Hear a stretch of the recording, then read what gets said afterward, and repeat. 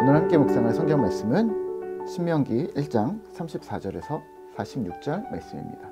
신명기 1장 34절에서 46절 말씀입니다. 오늘은 42절에서 44절 말씀을 읽겠습니다.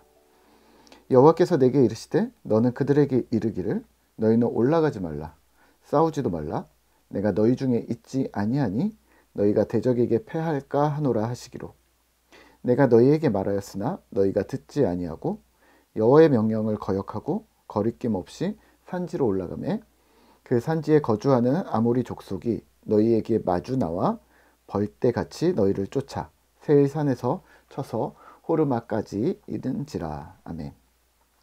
오늘 함께 생각할 주제는 흑역사입니다. 본문 신명기 1장 후반절은 계속해서 출애굽 여정을 회고하고 있습니다.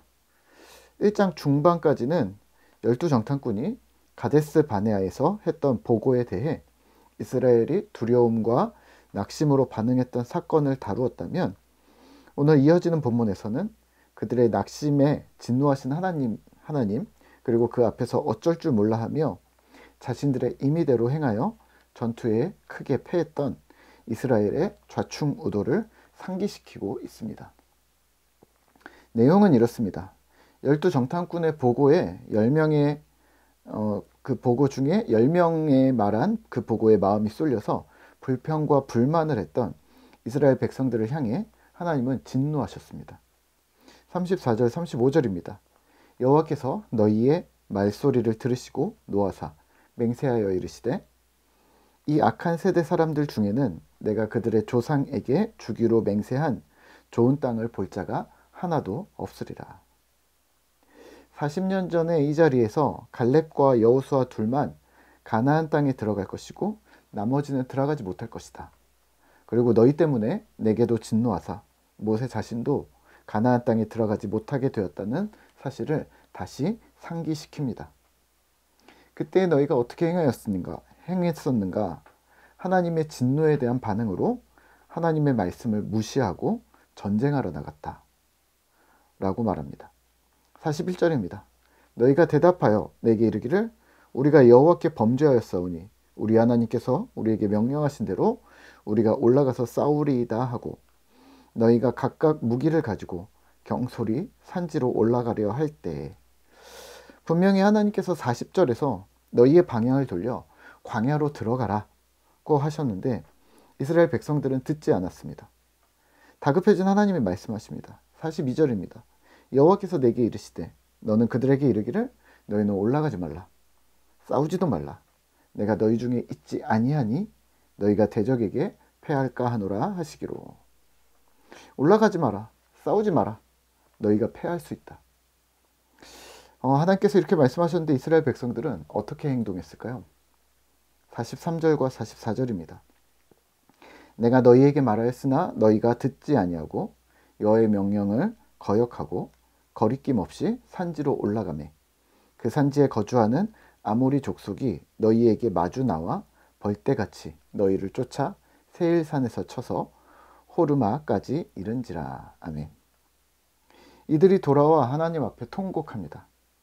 하지만 하나님은 듣지 않으셨습니다. 여러 날 동안 이들은 가데스 바네아에 머물렀습니다. 흑역사입니다. 오늘 본문을 묵상하며 우리는 무엇을 기억해야 할까요? 네, 흑역사를 기억해야 합니다. 어떤 사람도 처음부터 온전한 사람은 없습니다. 연약하고 부족했던 시간들을 지나서 성숙하고 성장하고 그러면서 괜찮은 사람, 중요한 사람으로 발전해 나가는 것이죠. 처음부터 위대한 사람이란 없다는 것을 기억하면서 오늘 우리는 두 가지를 기억할 수가 있습니다. 두 가지를 생각할 수가 있습니다. 첫 번째는 오늘 현실의 나에 대한 위안입니다. 오늘은 단지 과정일 뿐이고 내가 지금은 비록 부족하고 연약해도 더 나은 내일을 향해 나아가는 중이라는 방향성을 가지고서 현실에 대해 비관적이지 않을 수가 있는 것이죠.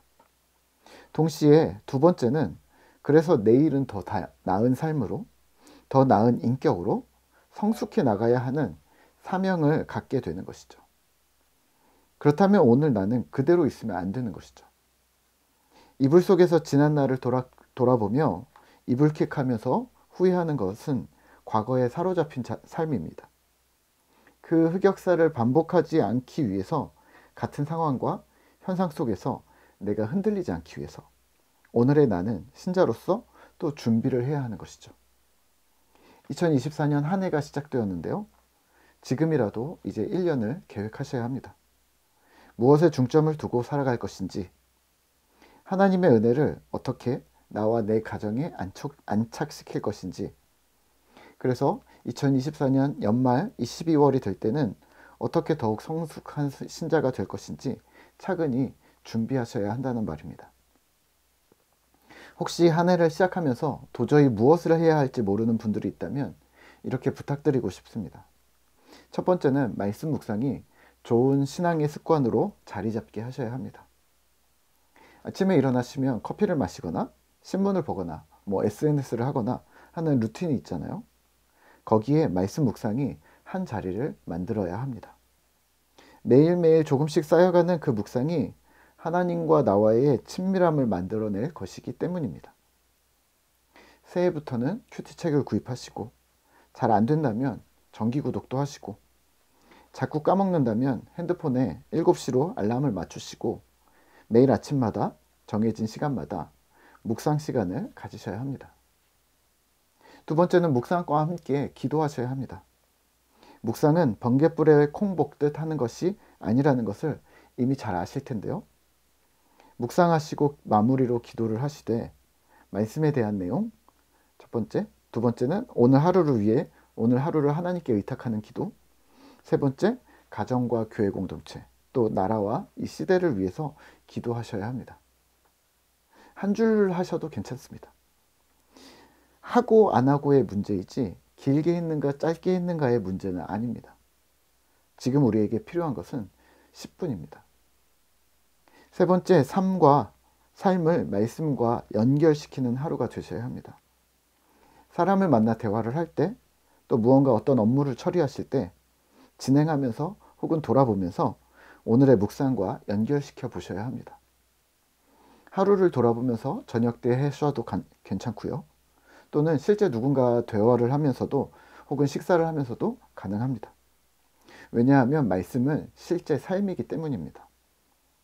그냥 묵상하고 끝이 아니라 그 말씀은 오늘 나의 삶에 영향을 미칠 것이기 때문입니다.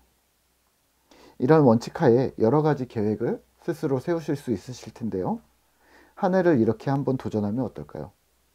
새로운 삶, 성숙한 삶은 우리의 지나간 흑역사를 지워내는 도구가 될 것입니다. 나는 그런 사람이 아니라 이제 나는 계속해서 새로운 사람이 되어져 가는 것이죠. 오늘 하루 새로운 삶을 계획하고 그렇게 변신해가는 신실한 신자 되시기를 기도하겠습니다.